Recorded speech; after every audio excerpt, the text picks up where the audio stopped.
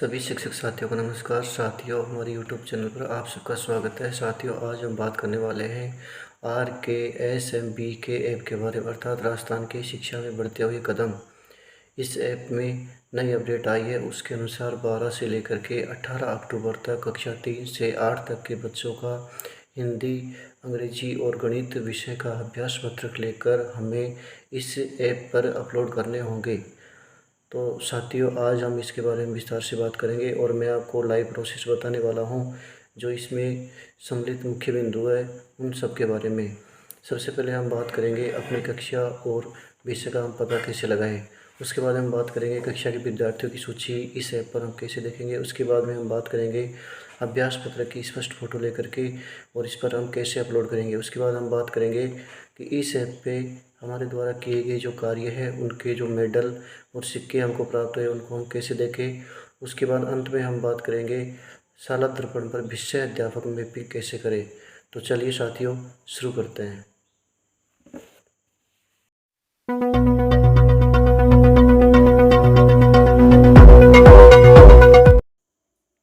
साथियों, सबसे पहले हमें इस ऐप को अपडेट करना होगा। अगर आपने अभी तक अपडेट नहीं किया है तो ये काम शुरू करने से पहले सबसे पहले आप इस ऐप को अपडेट करें।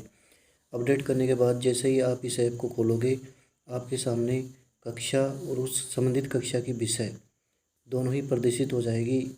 ये अगर आप लोगों के सही प्रदर्शित नहीं हो रही है तो अपने प्रधानाध्यापक महोदय से संपर्क करके इनको सब्जेक्ट मैपिंग को सही करवा सकते हैं। उसके बाद नीचे एक ऑप्शन आ रहा है अभ्यास शुरू करें। उससे पहले नीचे आ रहा है आकलन की प्रक्रिया 2 नवंबर 2022 से शुरू होगी, अर्थात ये केवल हमारा अभ्यास है। आकलन जो मेन आकलन होगा वो 2 नवंबर 2022 से शुरू होगा। जैसे ही हम अभ्यास शुरू करें के ऊपर क्लिक करेंगे तो आगे एक नई विंडो शुरू हो जाएगी जिसमें हमारे जो सब्जेक्ट मैपिंग की है उनकी कक्षा प्रदर्शित होगी। अगर ऐसा नहीं हो रहा है तो नीचे दिया हुआ है मैसेज, उसको पढ़े और अपने प्रधानाध्यापक महोदय से संपर्क करके आप सही भी करवा सकते हैं। जैसे ही हम कक्षा के ऊपर क्लिक करेंगे नीचे सेक्शन का ऑप्शन आ जाएगा। जैसे ही हम सेक्शन के ऊपर क्लिक करेंगे हमारी जो सब्जेक्ट मैपिंग की हुई है वो दोनों सब्जेक्ट यहाँ पे प्रदर्शित हो जाएगी। जैसे हम सब्जेक्ट के ऊपर क्लिक करेंगे हमारे सामने एक ऑप्शन आएगा आगे बढ़े। आगे बढ़े के ऊपर क्लिक करने के बाद में यहाँ बच्चों की लिस्ट शो हो जाएगी। प्रत्येक बच्चे की लिस्ट शो हो जाएगी। जिस बच्चे का आपने कार्य पूर्ण कर दिया है वो सफलतापूर्वक पूर्ण में आ जाएगा और जिस बच्चे का आपने पूर्ण नहीं किया है वो पूरा नहीं हुआ, अर्थात रेड लाइन में आएगा। जैसे ही आप बच्चों के ऊपर क्लिक करोगे, फ़ोटो अपलोड करें और अनुपस्थित अंकित करें, 2 ऑप्शन आएंगे। इन ऑप्शन में से अगर आपका बच्चा एब्सेंट है तो आप उसको अनुपस्थित दिखाएं। अगर एब्सेंट नहीं है तो आप फ़ोटो अपलोड करें वाले ऑप्शन पर क्लिक करेंगे। जैसे आप क्लिक करेंगे आपके सामने 3 ऑप्शन आएंगे, कैमरा खोलें, गैलरी से अपलोड करें या रद्द करें। अर्थात अभी अगर आप ये काम नहीं करना चाहते तो आप रद्द करें। अगर आपकी गैलरी में फ़ोटो पहले से सेव है तो आप इसको गैलरी से भी अपलोड कर सकते हैं। अगर सेव नहीं है, फ़ोटो खींचना चाहते हैं तुरंत, तो आप कैमरे वाले ऑप्शन को चुनें। जैसे हम कैमरे वाले ऑप्शन को चुनेंगे कैमरा हमारा खुल जाएगा। खुलने के बाद में हमें जो फ़ोटो लेनी है उसको अपने सामने रखना है और क्लियर एकदम साफ़ सुथरी फ़ोटो लेनी है। बिल्कुल जो भी हमने ऑप्शन बच्चों से करवाए हैं या बच्चों ने जो ऑप्शन किए हैं वो बिल्कुल साफ़ दिखने चाहिए। जैसे हम इसको क्लिक करेंगे हमारे सामने 2 ऑप्शन होंगे, एक तो सही का निशान और एक क्रॉस का निशान। अगर फ़ोटो साफ़ नहीं आई है तो आप क्रॉस करके दोबारा ले सकते हैं। अगर सही है तो सही के निशान के ऊपर हम क्लिक कर सकते हैं। अगर हमारी फ़ोटो साफ़ है तो हम सही के निशान के ऊपर क्लिक करेंगे।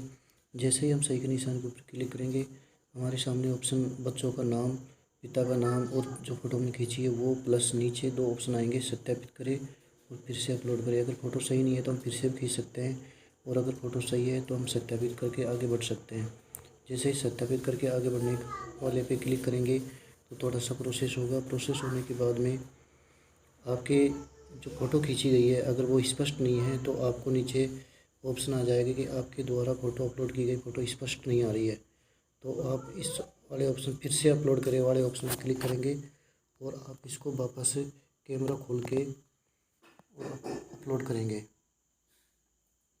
अर्थात फ़ोटो बिल्कुल साफ़ सुथरी होनी चाहिए, किसी भी प्रकार की इसमें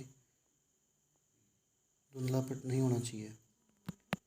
चलिए फिर आगे करते हैं प्रोसेस, सत्यापित करने की कोशिश करते हैं।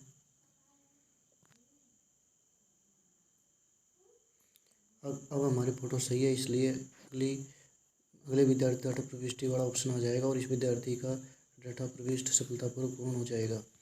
जैसे ही हम नीचे वाले के ऊपर क्लिक करेंगे अगले विद्यार्थी के लिए, तो हमारे सामने जो विद्यार्थी शेष है उनकी लिस्ट खुल जाएगी और जो सफलतापूर्वक पूर्ण हो गए वो साइड में ग्रीन कलर में आ जाएंगे। जो पूर्ण नहीं हुए हैं वो रेड लाइट में ही रहेंगे अभी।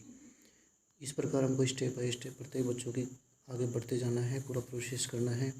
जैसे हमारा बच्चों का प्रोसेस पूर्ण हो जाएगा, पूरा डाटा हो जाएगा, हमारी जो विषय की जो लाइन है वो पूर्ण हो जाएगी और जो अधूरी है वो इस प्रकार रहेगी और हमारा कितना काम अब तक पूरा हुआ है वो यहाँ दिखाई देगा। तो इस प्रकार हम अपना जो कार्य है वो स्टेप बाय स्टेप कर सकते हैं। तो साथियों, अब हम बात करते हैं सिक्के और मेडल से संबंधित। हमारे इस ऐप के अंदर जाते ही हमारे सामने दो ऑप्शन आते हैं, कार्य और उपलब्धियाँ। तो हमें उपलब्धियों वाला जो ऑप्शन है, सेकंड ऑप्शन है, इसको चुनाव करना है। जैसे ही इसके चुनाव करेंगे, इसके ऊपर हम क्लिक करेंगे, हम सीधे जो प्रदर्शित आपके सामने जो विंडो हो रही है इसके ऊपर पहुंच जाएंगे और इसमें हमको सबसे ऊपर सिक्के दिखाई देंगे जो हमने प्राप्त किए हैं। जितना हमने कार्य किया है उतने सिक्के हमको मिले हैं। उसके बाद में हमारे द्वारा जो अर्जित मेडल है, दक्षता मेडल, बेस लाइन वाले, समूहकरण वाले, दक्षता मेडल, जितने भी हमने कार्य किया है वो सब दिखाई देंगे। उसके बाद हम थोड़ा इसको स्क्रॉल करके नीचे आएंगे। उसके बाद जो हमारे लॉक किए हुए मेडल है वो भी हमको दिखाई देंगे। धीरे धीरे हम कार्य आगे बढ़ाएंगे तो हमको ये सारे के सारे मेडल प्राप्त हो जाएंगे। इसके बाद में हम अगर हमारा इससे संबंधित कोई भी डाउट है तो हम जो क्वेश्चन मार्क है सबसे ऊपर, इसके ऊपर जा करके इसके ऊपर क्लिक करके सारी समस्याओं को बारी बारी देख सकते हैं, प्रत्येक ऊपर क्लिक करके, और हमारे जो भी डाउट्स है उन सबको हम क्लियर कर सकते हैं। साथियों, अब हम बात करते हैं कि शाला दर्पण पोर्टल पर जाकर अपने विषयाध्यापक या क्लास टीचर मैपिंग कैसे करेंगे, उनकी कक्षाओं का विवरण सही कैसे करेंगे, विषय का विवरण सही कैसे करेंगे। इसके लिए सबसे पहले आपको शाला दर्पण पोर्टल पर जाना होगा। गूगल पर शाला दर्पण सर्च करके और अपने विद्यालय की लॉगिन आईडी से लॉगिन होना होगा। इसके बाद होम पेज पर आना होगा। जैसे ही हम होम पेज पर आएंगे, हमारे सामने कई जो आइकन हैं वो दिखाई देंगे। तो हमको सबसे पहले होम पेज पे जो परिणाम वाला ऑप्शन दिखाई दे रहा है उसके ऊपर क्लिक करना है। जैसे ही हम इसके ऊपर क्लिक करेंगे, हमारे सामने नीचे कई सारे ऑप्शन दिखाई देंगे। हमको परीक्षा परिणाम प्रविष्टियाँ वाले ऑप्शन पर चुनाव करना है और इसके ऊपर जाना है। जैसे ही हम इसके ऊपर क्लिक करेंगे, कई ऑप्शन यहाँ पे दिखाई देंगे। हमको सबसे लास्ट वाले ऑप्शन विषय अध्यापक मैपिंग वाले पे ऊपर जाना है और इस पर क्लिक करना है। जैसे हम इसके ऊपर क्लिक करेंगे, हमारे सामने नीचे दो ऑप्शन दिखाई देंगे। ये फर्स्ट वाला जो ऑप्शन है नया जुड़ा है, सेकंड वाला पहले भी आता था, for RKSMBK for all classes. तो हमको जो सेकंड वाला ऑप्शन है फॉर ऑल क्लासेज उसके ऊपर क्लिक करना है। जैसे हम इसके ऊपर क्लिक करेंगे, थोड़ी सी प्रोसेस होगी।